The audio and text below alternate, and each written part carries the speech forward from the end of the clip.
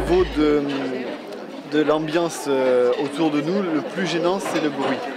En fin de compte, on a le sens, on développe énormément l'écoute. Et c'est vrai que les gens qui parlent autour, ça fait un brouhaha énorme. Et c'est un petit peu déstabilisant, ne serait-ce que même quand on mange, parce qu'en fin de compte, je crois qu'on se focalise plus sur les bruits, sur le toucher. Et donc,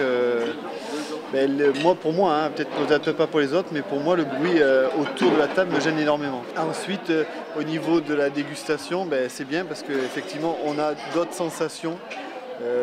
Quand on goûte sans avoir la vue, hein, mais quand on goûte au point de vue des textures, au point de vue de l'olfatif, donc de sentir les choses.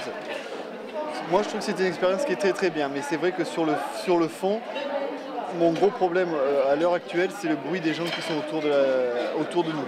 À mon avis, vous devez un petit peu toucher avec voilà. C'est pas évident. Pour vous rendre compte seulement de la forme et comment c'est de savoir participer, que ça va être évident. Voilà. Alors, vous avez deviné ce qu'il y a avec? Il y a des légumes, voilà, pommes de terre. Je pense que le fait de ne pas voir, en fait, on est perdu. On ne sait pas ce qu'on doit faire, on a l'impression d'être vraiment perdu. Et ça, je crois que c'est très important. On ne sait même plus comment se tenir, on a l'impression de ne plus avoir de valeur, de repères, de valeur. Je ne sais pas, c'est quelque chose vraiment, ça fait bizarre ça. Et après, ce qui est très important, c'est le goût des produits, des saveurs. On ressent vraiment les saveurs et on prend le temps de manger. Ça, c'est très important. C'est vrai qu'on prend le temps pour vraiment deviner ce qu'on est en train de manger, quoi.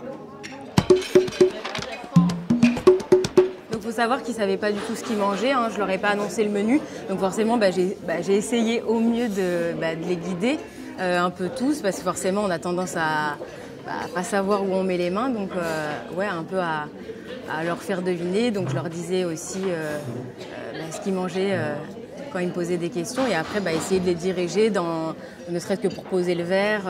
Voilà, tout simplement. Nous, voyants, on fait attention à rien en vérité. On fait attention à rien que quand on est non-voyant, vraiment là, on fait attention à tout.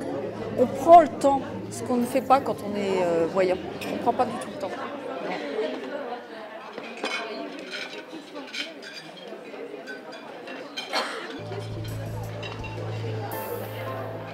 En ayant vécu cette expérience, maintenant, on sait qu'il faut les aider. Parce que c'est vraiment pas évident d'être non-voyant, quoi. C'est vraiment pas évident. Et là, en se mettant dans leur peau, on a compris que vraiment, dès qu'on peut, il faut les aider, quoi.